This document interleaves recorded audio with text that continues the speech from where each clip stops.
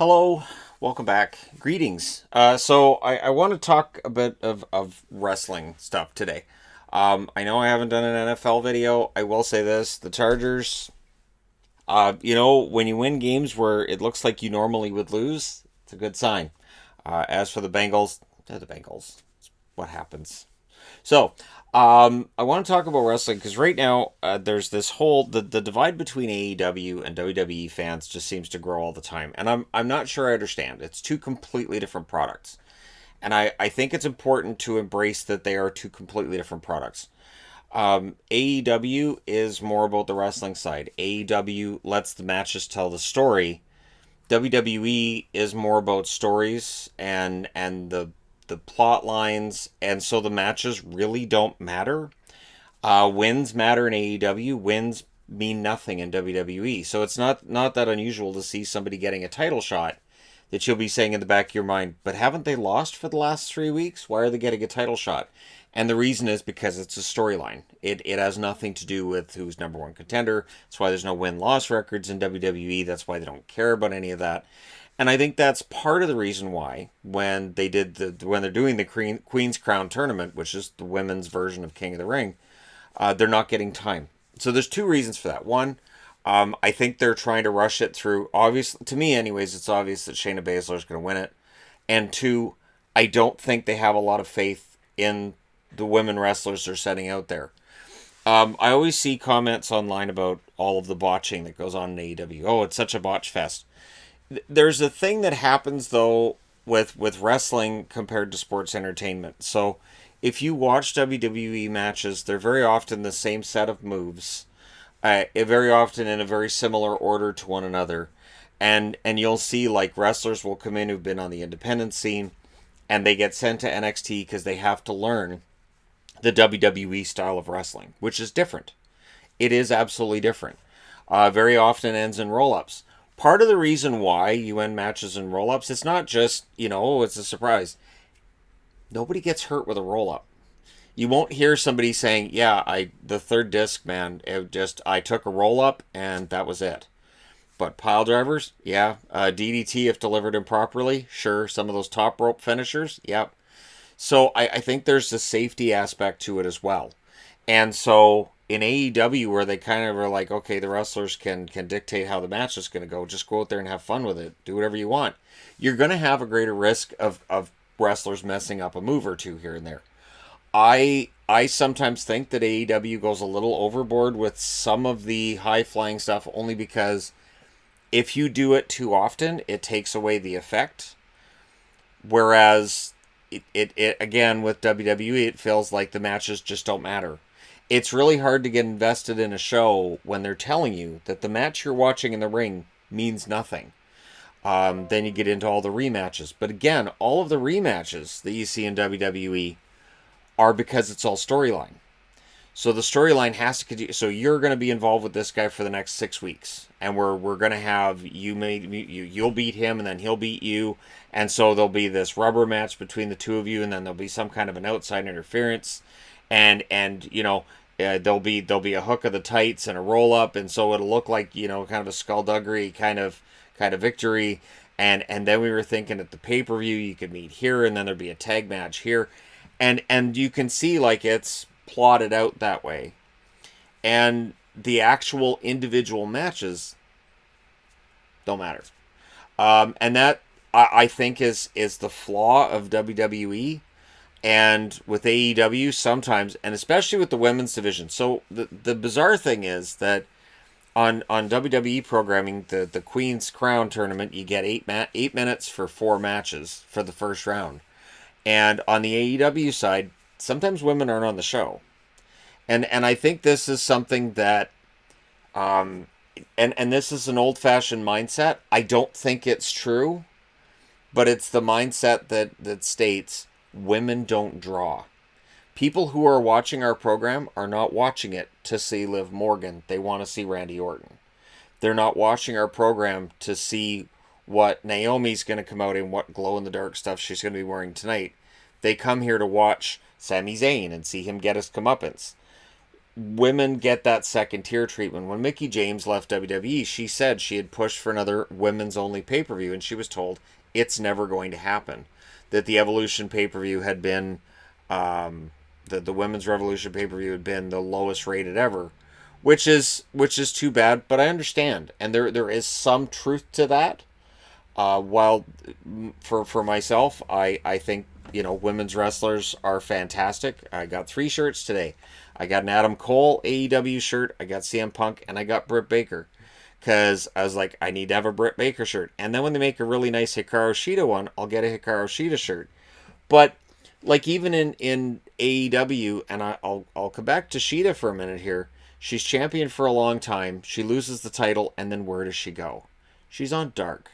They never had her come out and challenge. Like, I'm fine with not having rematch clauses. I'm absolutely fine with that. But she never even came out and said a word to Britt. It was just like she goes right to the back of the line, and she's not even on TV. And then when she is on TV, she gets destroyed. So I see. So women's booking is poor in, I think, both companies. And I think that both companies have really good rosters. But the other thing too is, and I've seen this pointed out of, this wrestler like Anna Jay. Anna Jay messed this move up. She shouldn't be on. She should be in a developmental thing. There's probably something to that too, but there was a time where WWE didn't have a developmental either, where that wasn't a thing. And definitely with WWE, I can remember them putting, they had Ashley Massaro in the ring before she was ready. Jackie Gaida, remember? They had instances with Maria Kanellis where she wasn't ready and she was in the ring, and they had a lot of that going on back in the day. And even with developmental, there are times where I see moves I'm like, oh, that's awkward. And that's usually where that's the funny thing too, is that I'm okay with the odd botch here and there, because they're going to happen as long as nobody gets hurt. It's when it's awkward in the ring. So the Nia Jax Charlotte match, whatever that was just awkward, and people are like, oh, it turned into a shoot fight. No, it just looks awkward. It looked like halfway through they forgot how to wrestle at, like, basic stuff. It didn't look particularly good. So that's something you have to watch out for. But I feel bad for wrestlers, because they want to go out there, they want to perform. And in AEW, you might get a 15 or 20-minute match. You're going to have mistakes in a 20-minute match. On WWE, you're going to get like 2 minutes, maybe 4. And you're going to have limited moves that you're allowed to perform. And there's going to be probably a really quick finish. And then it moves on to the next segment. The part that I find weird, too, is that you have 3 hours for Raw, and yet the amount of wrestling on Raw just doesn't feel like it's enough for 3 hours. Enough to justify the 3 hours. It just feels like everything kind of rushes by. And so that's what makes it even weirder when you see a match go out there and it's like 30 seconds later it's over, and you're like, but it's a 3-hour show. Who timed this out so that they only have 30 seconds? But again, you might be trying to avoid exposure. Maybe you're looking at these matches and you're going, well, I don't think she can wrestle. So you guys have a minute and a half. I don't care. You're winning the match. And that's definitely an issue. But it is a fun time to be a fan, as I can't remember a time where rosters have been this stacked. I can't remember a time where there were 2 companies that both seemed to have competence in terms of how they're being run. So WWE made a lot of money off that sale of their network to Peacock. They make a lot of money off the Saudi shows. And, the morality being whatever the morality is, they make a lot of money off of it. So they put themselves in a position where they really don't have to do a whole lot else, because they've got all the money coming in from that. And so the business model, while it's dodgy at times, and there are definitely times where Vince McMahon is losing money when he shouldn't be, in general, it is a very profitable industry, and it's very healthy. It's doing very well. And I do see that there are wrestling channels that get criticized for being very pro AEW and how they promote things. I don't see it that way. I think they're in favor of the wrestling side of it. And WWE straight out tells you they're sports entertainment. They leave the wrestling part out as much as possible.